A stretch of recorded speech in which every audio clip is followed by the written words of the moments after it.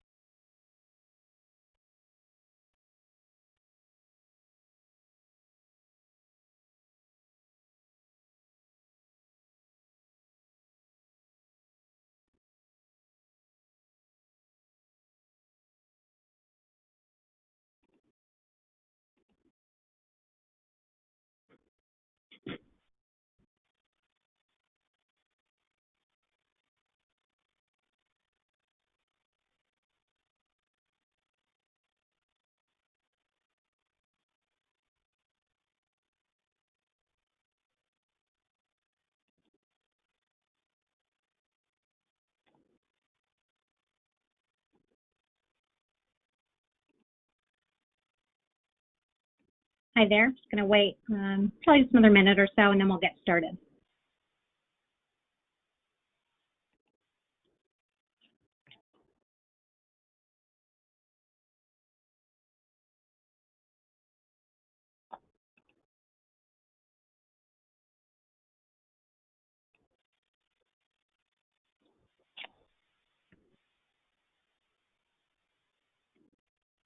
All right. Ashley, could you just give me a quick chat so that I know everything is working and that everyone can hear me?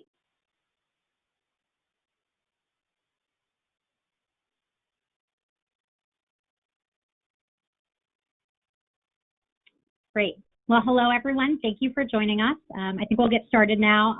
A few others might join us when they get the chance. I want to thank everyone who's here. My name is Maggie Allen. I'm a program manager at the Graham Sustainability Institute, and I'm joined today by my colleague, Ashley Stoltenberg. Just to let you know, after the webinar, we'll be making all of these slides and a recording of the webinar available. So please note, we are recording this right now. We will also add all questions that come up today to our running Q&A document for the RFP. All of those materials will be available through the Carbon Neutrality Acceleration Program website within a few days of this webinar, and you'll get a follow-up email with that information. A few quick housekeeping items before we get started. Please keep yourself muted as I go through the initial slides. I've got about 15 or so to go through. And then remember to unmute yourself later if you want to ask questions. You can use the questions function on the GoToWebinar console to enter any questions as they occur to you. Ashley will be looking at that, and we'll answer those at the end and then open it up to additional questions.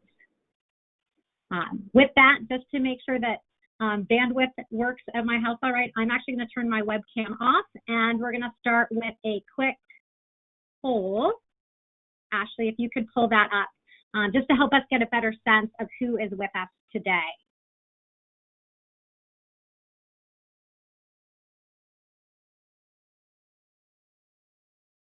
Yeah, so if you could just let me know which of the following statements sort of best describes your interest in the Carbon Neutrality Acceleration RFP. Are you just gauging your interests right now? Are you getting information to share with your department, other folks in your unit? Are you already thinking about potential project ideas, or have you already decided that you're definitely submitting a letter of intent? So just a moment more. Yeah, Ashley, let's take a look at the results.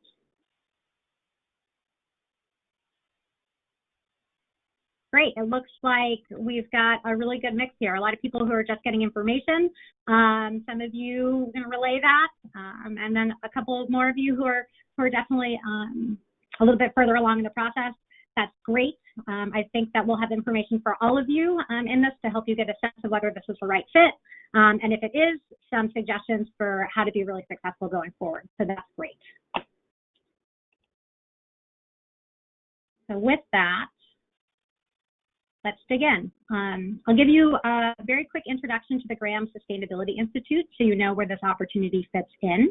Then I'll introduce you to the new Carbon Neutrality Acceleration Program. I'll spend the bulk of my time outlining the faculty research grant RFP, so the timeline, key requirements, review criteria, some tips, and hopefully answers to some common questions. And then we'll open it up for your questions. So again, please, as they occur to you, submit your questions through the GoToWebinar console, and then we can open it up at the end. At the Graham Sustainability Institute, we draw on our engagement expertise to unlock the potential of U of M and its partners to amplify impact on real-world sustainability challenges. We report to the Provost Office, and we work across U of M's 19 schools and colleges, connecting and supporting faculty, students, staff, and partners outside of the university in order to facilitate engaged research, develop sustainability leaders, and inform policy and practice. And we do this with a strong commitment to diversity, equity, and inclusion, which are critical to advancing sustainability. In terms of research, our climate and energy work includes this new carbon neutrality acceleration program, but it also includes our role in the President's Commission on Carbon Neutrality. Our Executive Director, Jennifer Haberkamp, is a co-chair on that, as well as our Energy Futures Initiative, which is led by Sarah Mills and is helping Michigan communities plan their energy infrastructure. Our staff at the Water Center focuses on water-related research in the Great Lakes and our nation's estuaries. And then more generally, we offer Catalyst Grant seed funding, we convene partners, and we provide engagement and communications expertise to facilitate collaborative research across a whole range of sustainability topics. So if you want to learn more about opportunities at Graham, please check out our website, or do not hesitate to reach out to me or Ashley directly. Our new multi-year carbon neutrality acceleration program is a result of a $5 million gift from anonymous donors who wanted to support carbon neutrality research at U of M.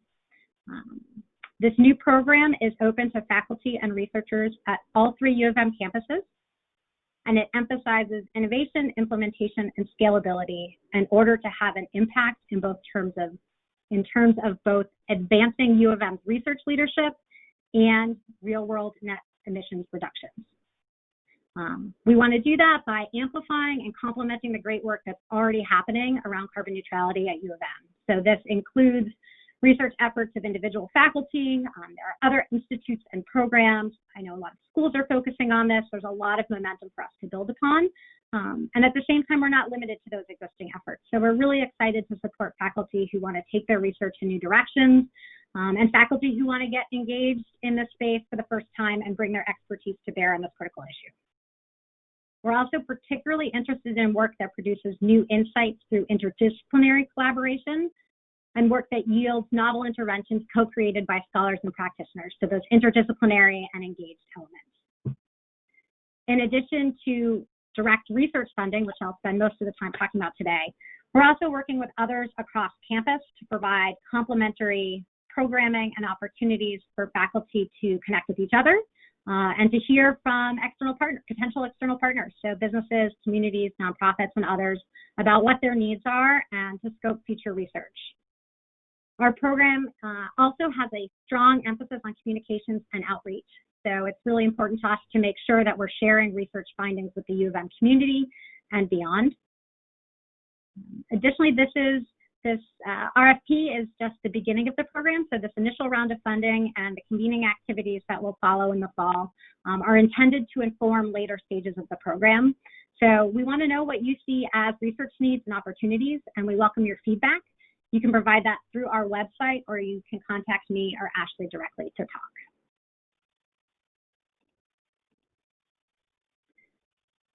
So with that, let's get into the faculty research grant RFP details.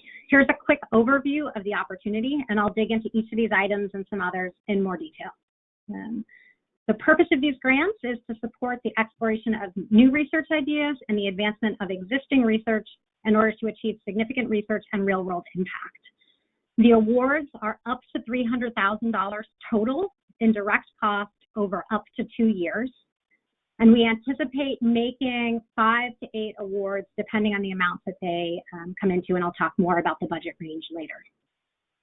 Projects must be led by a U of M principal investigator eligible faculty member or researcher from the Ann Arbor, Dearborn, or Flint campuses. The first date that you have to keep in mind is September 14th. That's when our mandatory letter of intent is due. It is required, so if you do not submit it, you will not be able to submit a full proposal, but they are non-binding and they are brief, and again, I'll talk about that in a bit. Full proposals are due on November 2nd. We anticipate making funding notifications in February of 2021, and we would like projects to start March 1st and then wrap up within 2 years.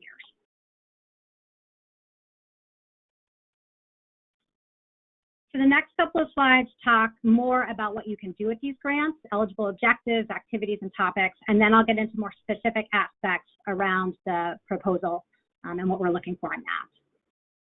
So proposals must have and identify one of two eligible objectives: developing new ideas or amplifying and advancing existing research. The RFP provides some more examples, but briefly, Objective 1 proposals, projects are early stage projects. So these are going to include your traditional seed funding activities, pilot, proofs of concept, preliminary data collection and analysis, including secondary data and work with data sets. Grants for Objective 1 projects can also be used to help build new collaborations. So they can be used for relationship building and planning activities. We recognize that this step can be crucial to developing truly new ideas and taking your research in new directions and not just plugging a gap or doing something that you're already intending to do. Objective 2 projects, so amplifying and advancing existing research. These are projects that build on existing research, and importantly, they take that research to the next level in a significant and transformative way. So that might be through large-scale implementation, transfer, or scaling of a research idea.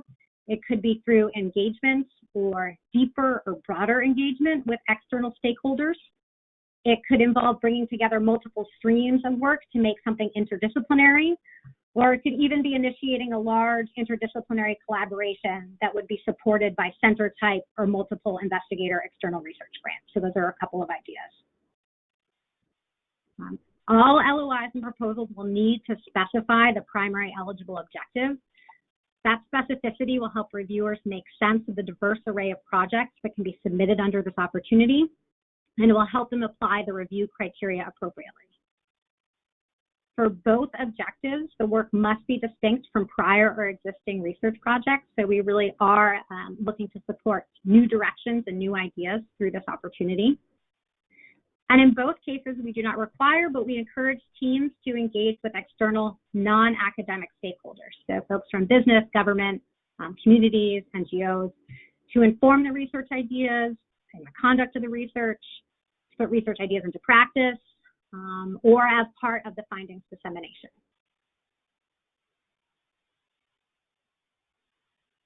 I really want to emphasize that this opportunity is open to all disciplines and a wide range of topics, as long as they will inform, advance, and help us understand transitions to carbon neutrality. And when I say carbon neutrality, I'm really talking about getting to net zero emissions. So I'm talking about all greenhouse gases, and I'm talking about balancing those out through emissions reductions and removal. While incremental reductions in net emissions are extremely important, for this opportunity, we're most interested in projects that explore strategies with the potential to radically accelerate low carbon transition. So we're really looking for ideas with the potential for significant impact. There are some more specific possible topics listed in the RFP, but you are not limited to those, so keep that in mind. So getting into some of the details, in terms of budget, we have an award range between $60,000 to $300,000, and that would be total direct cost over up to 2 years. This range is intentional, so we recognize that the cost of research varies significantly across disciplines and units. So, for example, a social scientist might be able to conduct a really exciting and significant entire project with $60,000, whereas maybe somebody in engineering, this opportunity would not be large enough to support their work directly. And for them, this opportunity might be more about positioning a team to secure a large external award. That might not be the case. The reverse might also be true. But in general, we're thinking that budgets closer to $300,000 are going to be most appropriate for interdisciplinary projects and for Objective 2 projects. Ultimately, however, budgets should be appropriate for the scope of work that's proposed, keeping in mind that that scope should reflect the overall goal of the funding opportunity. So really advancing U of M's research leadership and real world impact. A couple of other details about the budget. There are no indirects. Equipment purchases over $5,000 are discouraged, but most standard research expenses are fine. I do want to mention that the annual amount may vary. So if a project is coming in requesting $80,000, that does not have to be split $40,000 for year one and $40,000 for year two. In the past, in other competitions, we've sometimes seen teams be very successful with additional funding the second year when a project is ramped up. Other times, something important has happened in year one and required additional funds. Lastly, I want to point out that subawards are allowed. Within that, though, it's important to note that collaborators from other academic institutions, while they are certainly permitted on project teams, they cannot receive direct funding from the program. So we can't support time for researchers at other academic institutions. However, in keeping with best practices around external engagement, funding can be used to support non-academic partners and collaborators on projects. If you have any questions about that at any time, that would be something to reach out to me or Ashley about. In terms of duration, projects should start no earlier than March 1st and end no late 2021, and then no later than February 28th of 2023. But there is some flexibility there. So a project could start a little later or end earlier. But in general, we're looking for roughly two-year timelines that correspond to this window. And we do want projects to start during fiscal year 21. Like the range in the budget, the two-year duration was intentional. We want to make sure that we're giving folks time to really dig into new ideas.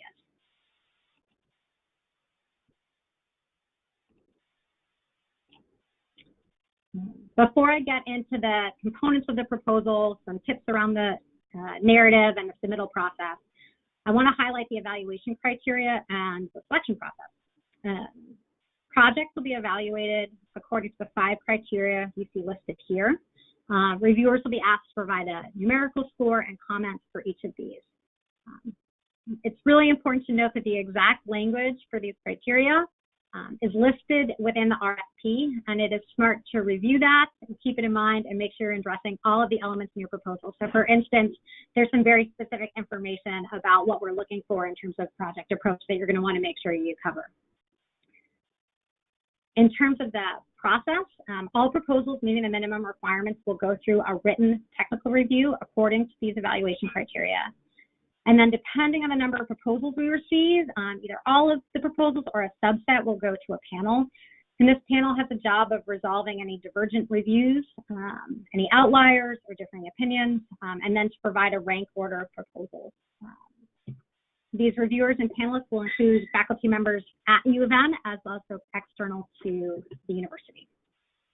The final funding decisions will be made based on the panel's ranking and overall program goals laid out in the RFP. So beyond advancing research in real-world carbon neutrality impact, this includes fostering novel interdisciplinary and multi-sector collaborations, as well as supporting faculty from diverse units, disciplines, and career stages, including those who are new to carbon neutrality research, and providing meaningful opportunities for U of M students.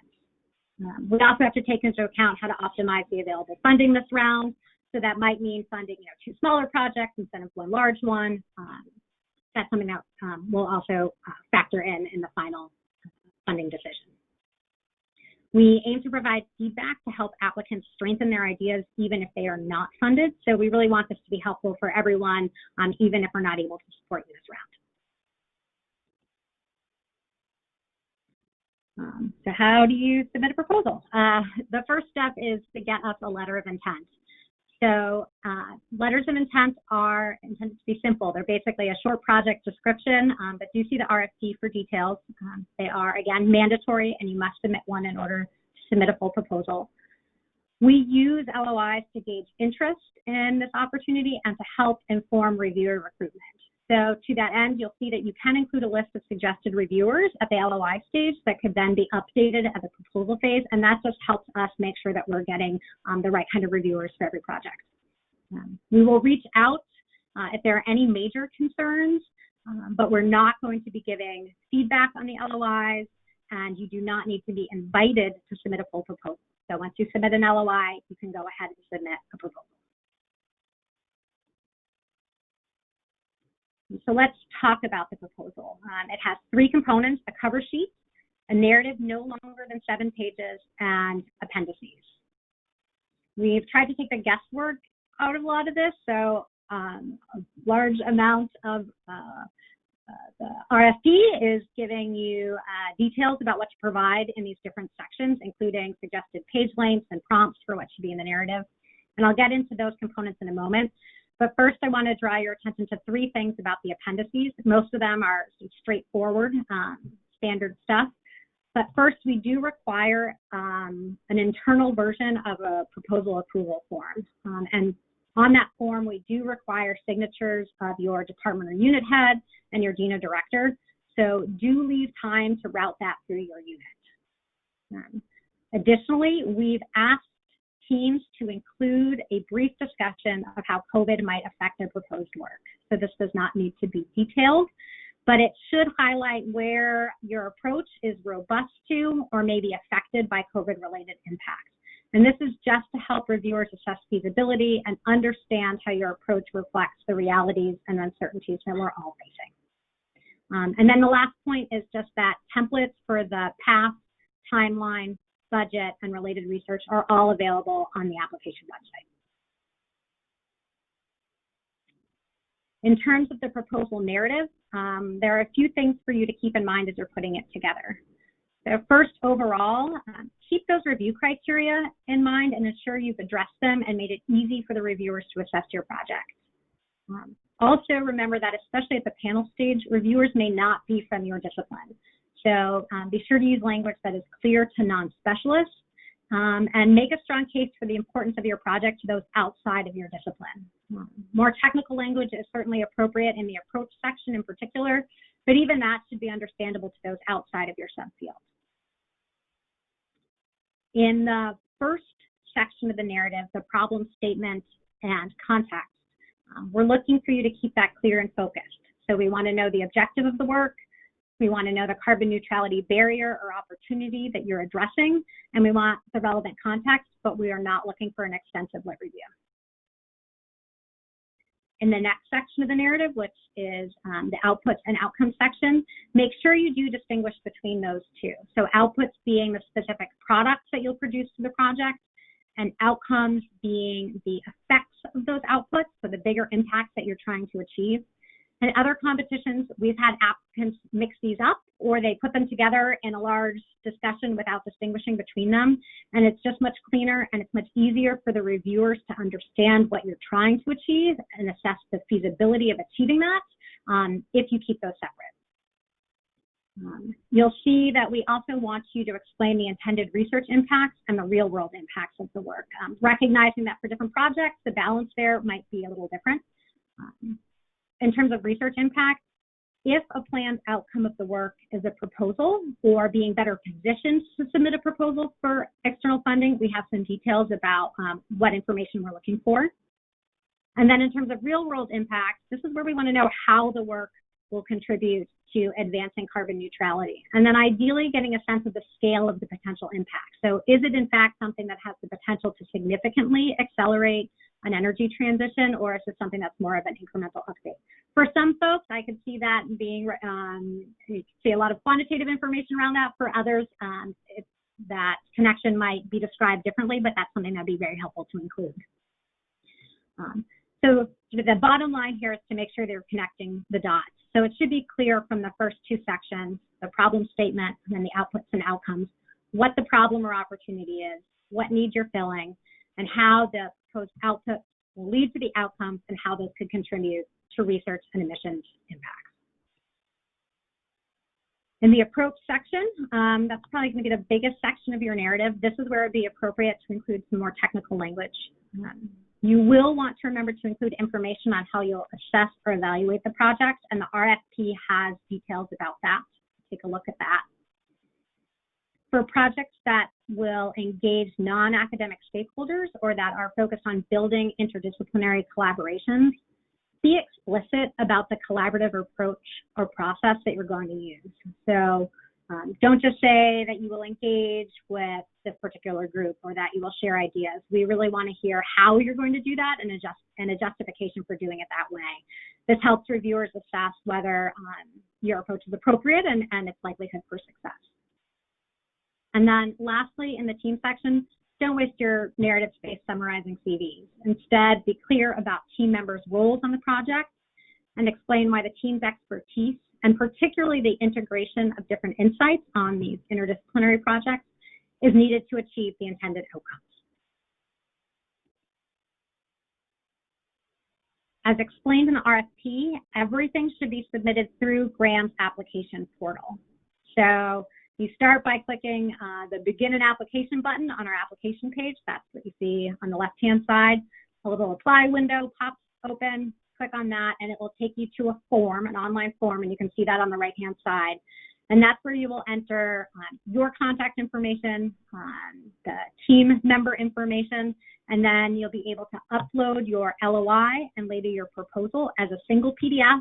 And then at the bottom, you click Save. When you click Save, you'll receive a confirmation that we've received your application, and it includes a unique URL that takes you back to your application. So save that email, keep that URL.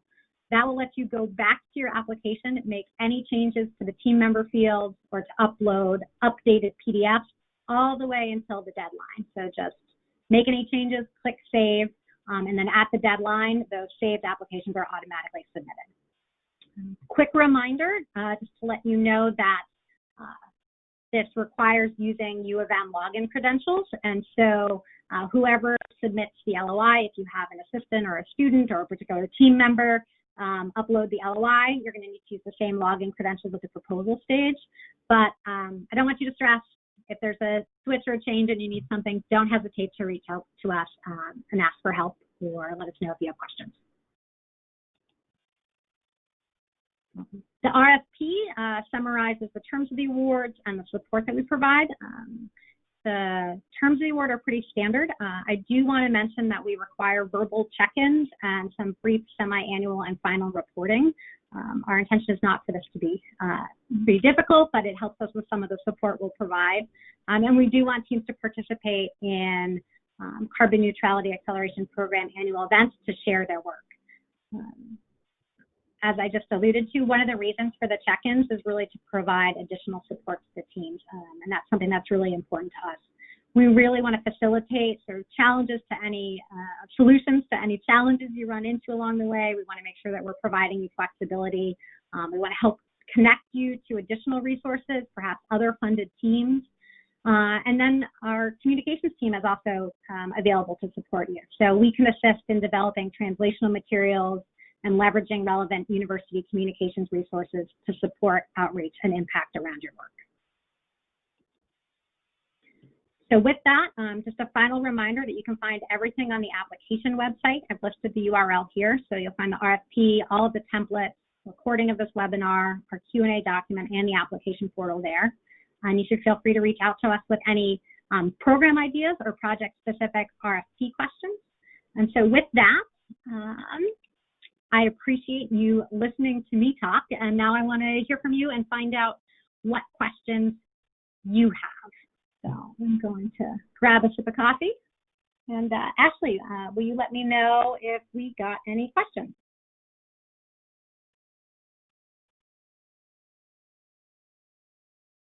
No questions in the chat, so feel free to unmute yourselves and ask any questions that you have.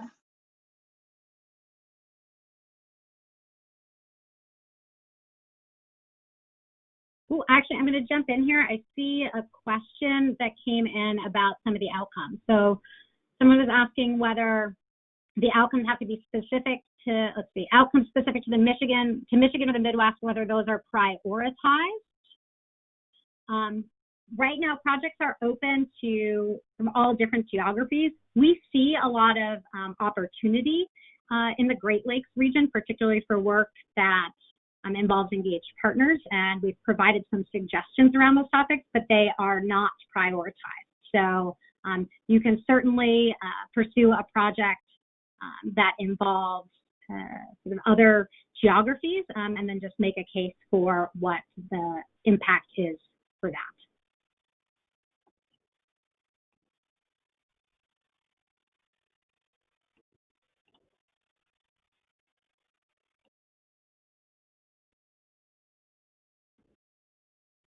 Anyone else have a burning question?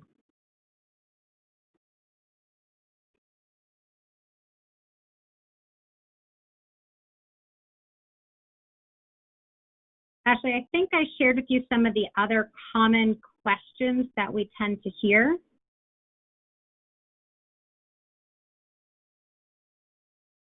Yep. Yeah, why don't you remind me? Yeah, so one of the questions is, can I submit multiple proposals? Yeah, so the RFP covers this. An individual can submit up to one proposal as a PI, or they could also be included as a co-investigator on another proposal, but no more than 2.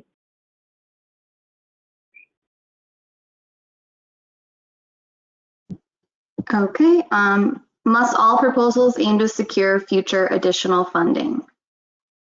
Yeah, so in terms of Objective 1 and Objective 2 projects, those that are developing new ideas or enhancing or expanding existing research, I could see a proposal for external funding or a plan to submit a proposal for external funding to be an outcome for either of those, or potentially neither of them. So we recognize that external funding is more important in some fields than others. And so we're really looking for folks to just keep in mind the intended overall goals of the funding opportunity, and to also include other important research-related outcomes. So we're certainly looking for people to have plans to publish or present or share their scholarly work as well. I see a question, and this is a good one, whether the work should be specific to accelerating carbon neutrality for U of M or much more broadly. It is not limited to U of M becoming carbon neutral. So while folks who are interested in supporting U of M and carbon neutrality and the work of the PCCN can certainly apply for funding through this opportunity, you are not limited to that. So we are thinking much more broadly about supporting transitions to carbon neutrality. That's a great question. I appreciate you asking that.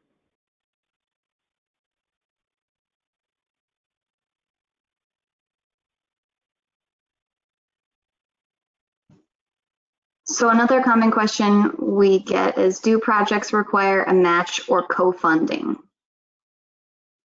A match or co-funding are not required, but certainly if this dovetails with another opportunity, you could include that information. But it would be very important to make it clear what new work would be supported through this funding opportunity. Let's see, we've got a couple other questions about roles for arts and humanities faculty. I think, part of me wants to turn it back to you folks. I'm actually really excited and interested to see what folks want to do. In some ways, I could see arts and humanities sort of being involved on interdisciplinary projects, where that's adding an additional element to some of the other work that might be done. I would encourage anybody who has a specific idea or is considering something to reach out to us directly, so we can sort of think through what that would look like.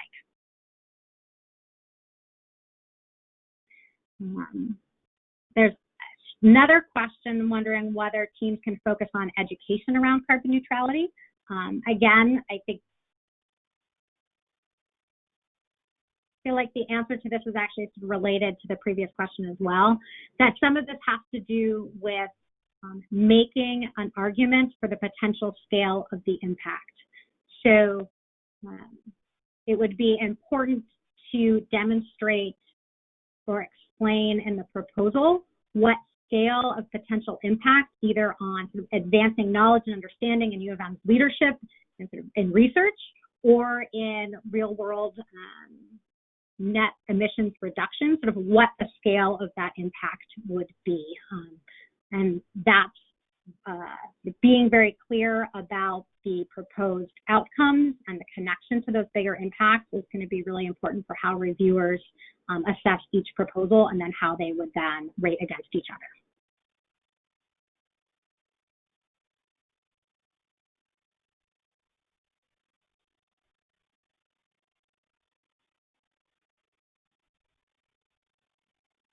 Ashley, was there another one that you were going to ask about? Yep. The last question that we have is tuition an eligible expense? Yeah, so certainly tuition is something that could be included in a proposal.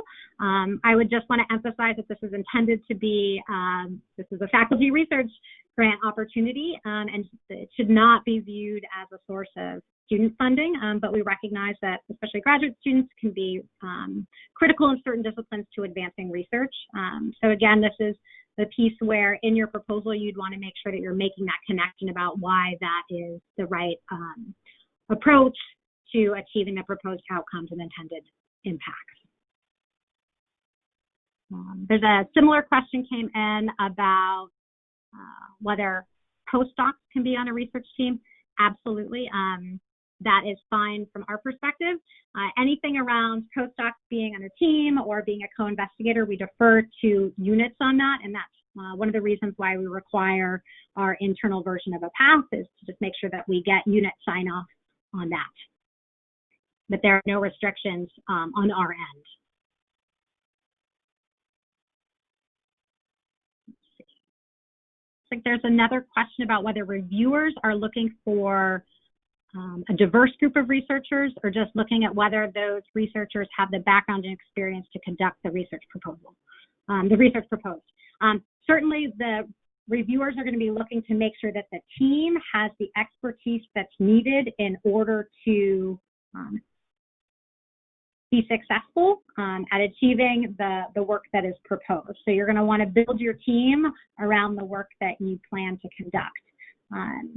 We do have sort of a priority of focusing on supporting interdisciplinary projects, but a project that has an interdisciplinary team but the expertise doesn't make sense with the scope of work that they're proposing is not going to fare as well as a team, as a project that's built a team that has the expertise and has a plan for collaborating and working together that's more focused.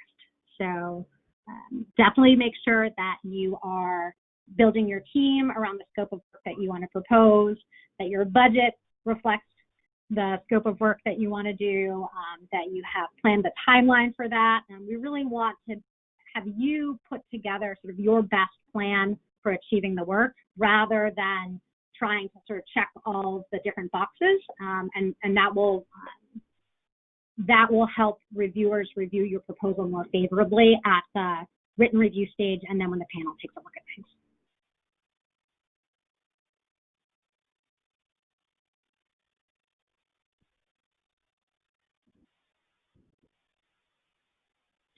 Anything else that folks are wondering about?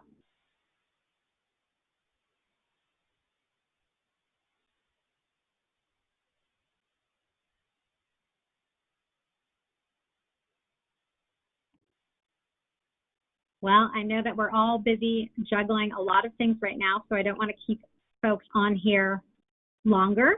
I do want to thank you all for joining us. As questions come up over the next few days and weeks, as I'm sure they will, I encourage you to reach out to us. And then some of the questions that we received today about some of the ideas for projects, do not hesitate to reach out to us directly to talk about more specific project ideas. We will be incorporating those questions and answers into the Q&A document. We'll take out, project-specific details, but make sure that we're addressing sort of the bigger ideas that those questions represent, and we'll keep that updated. So with that, we thank you for your time and your interest. We're really looking forward to seeing the LOIs that come in September. And just a reminder that you will get a follow-up email from this webinar letting you know when the slides and the recording are both available on our website. So if you joined late or if you missed something and you want to go back and listen to the answer again, those resources will be available in just a couple of days, and we'll be sending out an email about that to let you know when it's up. So with that, I hope you have a good remainder of your day. You stay safe and healthy, and you enjoy the break and the heat. And good luck on your proposal writing. Thanks so much.